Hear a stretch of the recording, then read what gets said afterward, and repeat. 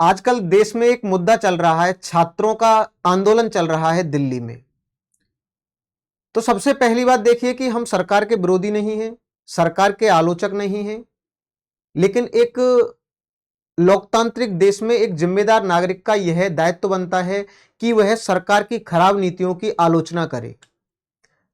अब देखिए जो कॉकरोच जनता पार्टी है वह सही है गलत है, उसकी विचारधारा सही है गलत है, हो सकता है उसमें कुछ गलत लोग हैं, यह भी मान सकते हैं कि उसमें ऐसा भी हुआ है कि कुछ लोगों के द्वारा कुछ जातिगत और देश विरोधी वहां पर गतिविधियां देखने को मिलती हैं। तो इन सारी चीजों से कोई मतलब नहीं है। मुद्दा है यहां पर देश के भविष्य का और देश के छात्रों का। सबसे पहली बात कि जो लोकतंत्र का चौथा स्तंभ होता है वह होती है मीडिया। अगर हम मीडिया की बात करके चलें तो एक उर्दू के लेखक हैं शहादत हसन मंटो, उनके द्वारा कहा गया कि कोठे की तवायफ और एक बिका हुआ पत्रकार दोनों एक ही श्रेणी में आते हैं। तवायफ की इज्जत ज्यादा होती है क्योंकि वह अपना जिस्म बेचती है, जमीर नहीं। अब हम अगर भारतीय मीडिया के बारे में बात करें या दुनिया की किसी भी मीडिया के बारे में बात करें तो मीडिया की जो भूमिका होती है वह होती है सरकार की खराब नीतियों की आलोचना करना, ना कि उनकी चाटुकारिता और अंध समर्थन और अंधभक्ति करना। सरकार ने कोई नीति बनाई, चाहे वह शिक्षा से संबंधित है, स्वास्थ्य से संबंधित है, अर्थव्यवस्था से संबंधित है, उसकी जो कमियां हैं और जो क्रियान्वयन की प्रणाली है और विभिन्न मुद्दों पर सरकार को कटघरे में खड़ा करना चाहिए, ना कि उसका अंध समर्थन करना चाहिए। भारतीय लोगों के द्वारा भारतीय मीडिया के बारे में कहा जाता है कि यह बिकाऊ मीडिया है। चलिए हम मान लेते हैं कि वो झूठ बोल रहे हैं। पेरिस में एक अंतरराष्ट्रीय संस्थान है जिसका नाम है रिपोर्टर्स विदाउट बॉर्डर्स। इसका काम क्या है कि यह प्रतिवर्ष विश्व जो न्यूज चैनल होते हैं विश्व प्रेस स्वतंत्रता सूचकांक जारी करता है। तो इस रिपोर्ट में भारतीय मीडिया को बहुत ही गंभीर स्थिति में रखा गया। इसके बारे में जो परिदृश्य लिखा गया उसमें कहा गया कि जो भारतीय मीडिया है वह राजनीतिक रूप से पक्षपातपूर्ण हो चुका है। तो यह भारत की जनता नहीं कह रही है, यह विश्व प्रेस स्वतंत्रता सूचकांक जो जारी करता है पेरिस स्थित अंतरराष्ट्रीय संस्थान है उसके द्वारा यह बयान दिया गया है। साथ ही साथ कहा गया है कि भारत का जो मुख्य धारा का मीडिया है, जो बड़े मीडिया घराने हैं, वह यहां के उद्योगपतियों और जो सत्ता के करीब लोगों के पास है उनके पास सिमट करके रह गए हैं। दूसरी बात, ऑक्सफोर्ड यूनिवर्सिटी का राइटर्स इंस्टीट्यूट है, उसने भारतीय मीडिया के बारे में लिखा है। वह हर वर्ष क्या करता है, न्यूज से संबंधित रिपोर्ट प्रकाशित करता है। तो उसके द्वारा लिखा गया है कि जो भारतीय मीडिया है उसके प्रति वहां की जनता का भरोसा कम हो रहा है। तो कहीं ना कहीं यह बिल्कुल सत्य है कि देखिए जो मीडिया की जिम्मेदारी होती है वह लोकतंत्र के चौथे स्तंभ इसीलिए माना जाता है कि जो सरकार की खराब नीतियां हैं उनकी आलोचना करे, ना कि चाटुकारिता और अंधभक्ति करे। भारत के लोगों के द्वारा प्रश्न चिन्ह लगाए जाते हैं कि भारतीय मीडिया बिकाऊ है। ठीक है, आप उन लोगों को गलत भी मान लो, लेकिन जो अंतरराष्ट्रीय संस्थान है उसके द्वारा भी इस पर कई सारी टीका टिप्पणी की गई है। दूसरी बात, आप देखिए कि देश में छात्रों का विरोध प्रदर्शन चल रहा है, लगभग 20-25 दिन हो गए। तो 20-25 दिनों के बाद आज आप देखिए जो भारतीय जनता पार्टी है उसने कहीं ना कहीं जो शीर्ष नेतृत्व है उसके द्वारा आज बयान आ रहा है।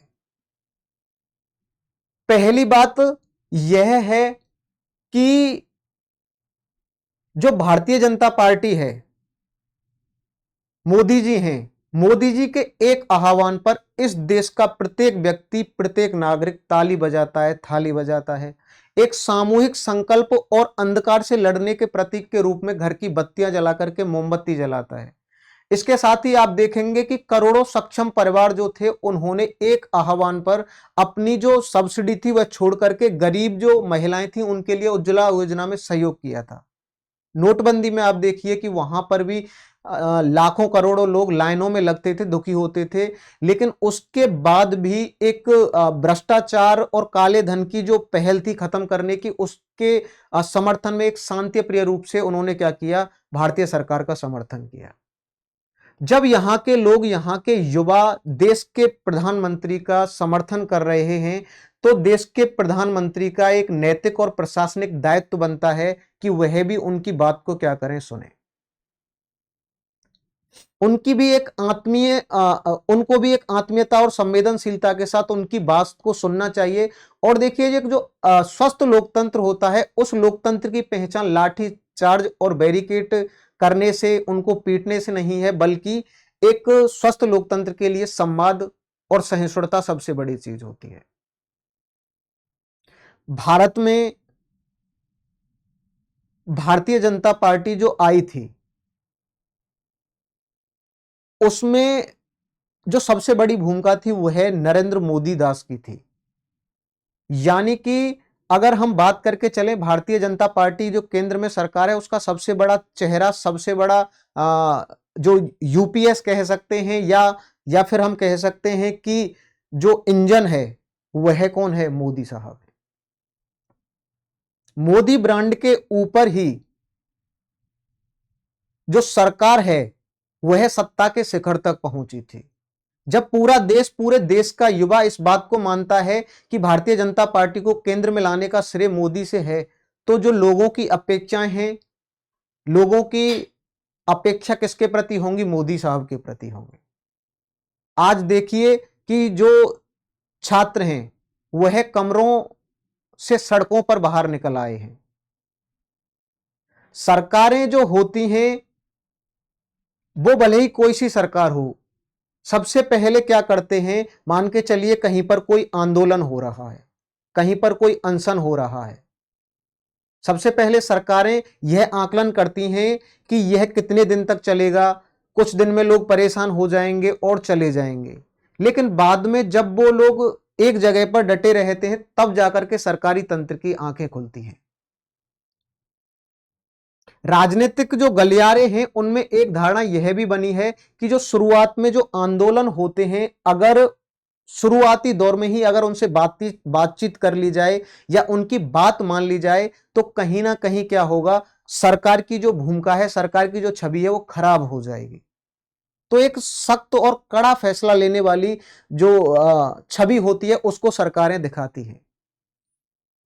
सरकारें जो फैसला लेती हैं, सरकारें जो आकलन करती हैं, वह देखती हैं कि इस आंदोलन से उनके वोट प्रतिशत पर क्या प्रभाव पड़ेगा, उनका जो राजनीतिक प्रभाव है वह क्या होगा। ना कि वह यह देखती हैं कि लोगों का दर्द क्या है, कितने लोगों ने जान गंवाई है। आकलन होता है वहां पर राजनीतिक प्रभाव के आधार पर।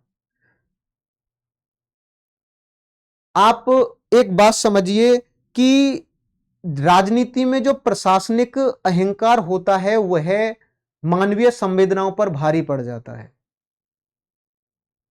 अब छात्रों का प्रोटेस्ट चल रहा है, आप देखिए 20 से 25 दिन हो गए, लाठी चार्ज किया गया, बैरिकेड किया गया, तो क्या 20-25 दिन से उनके पास यह खबर नहीं थी।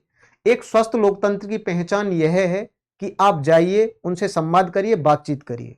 कई सारे विकसित देश हैं, जैसे कि अमेरिका में एक बार वहां पर आंदोलन हुआ था, शिक्षकों ने और वहां के सार्वजनिक ड्राइवरों ने पेंशन और सुरक्षा को लेकर किया था। 24 घंटे 48 घंटे के भीतर इमरजेंसी बैठक बुलाई गई, इमरजेंसी टेबल बनाई गई और उनकी समस्या का निराकरण किया। जापान में एक बार और आंदोलन होता है, वहां पर 24 घंटे बाद वहां के प्रधानमंत्री जो हैं, वहां के मंत्री हैं, टीवी पर सार्वजनिक माफी मांगते हैं। तो स्वस्थ लोकतंत्र में संवाद सबसे जरूरी है।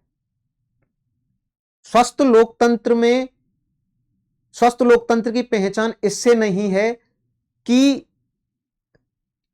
जो आंदोलन है, जो प्रतिरोध है, वह कितनी देर में दबाया गया, बल्कि इसमें है कि लोगों का दर्द कितनी जल्दी सुना गया और उसका समाधान किया गया।